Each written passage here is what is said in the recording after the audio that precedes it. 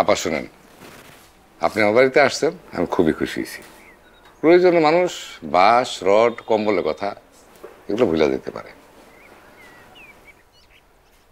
ভাই সাহেব, প্রয়োজন অপ্রয়োজন আমি বুঝি না। আমি শুধু বুঝি বাচ্চাগুলানের ভাব ভালোবাসার মূল্যায়ন।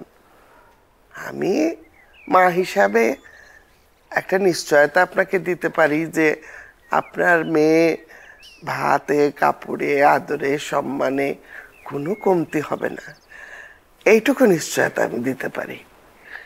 ভাবি সাহেব, আপনাদের পরিবারকে আমি চিনি, আপনি এলাকার সম্ভ্রান্ত পরিবার।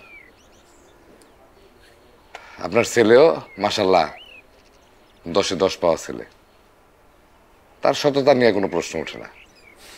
কিন্তু ভাবি সাহেব, স্বর্ণের গয়না বানাইতে যেমন খাইট দিতে হয়, তেমনি সমাজে চলতে গেলে একটু সত্য মিথ্যার আশ্রয় নিতে হয়। আমার আসলে দরকার সোনায় খাইট মেশানো টাইপের ছেলে। আপনার ছেলে যদি সেরকম হইতে পারে তাহলে আমার কোনো আপত্তি নাই। তাহলে আগামী জোৎস্না ইনশাল্লাহ আমার মেয়েরে তার হাতে তুলে দিব। আর যদি না হইতে পারে তা তো সমস্যা নাই, অঞ্চলবাসী হিসেবে দাঁত খেয়ে যাইব, তারপর ভর পেটে এসে তার পাতার বাসি বাজাইব, লীলাপতি গান শুনবো। আমার কথা এখানে শেষ। আপনারা রাজি থাকলে আলহামদুলিল্লাহ, আর রাজি না থাকলেও সমস্যা নেই।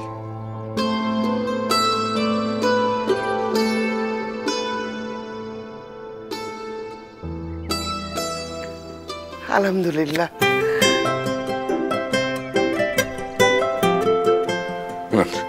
একটু মিষ্টি মুখ করেন।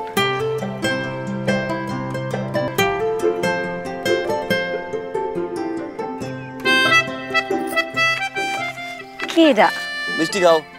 কেন? আমার বিয়ে না, পুরো এলাকাবাসী মিষ্টি খাওয়াইতেছি, তুমি বাদ যাবা কেন? হ্যাঁ করো। থাক, আব্বা কি করছে মনে আছে? সোনা একটু খাট থাকা লাগে, খাঁটি সোনা কিন্তু বাজারে চলে না। আজকের পর থেকে সত্য ভুলে যাও, খালি মিথ্যা কইতে হইবে।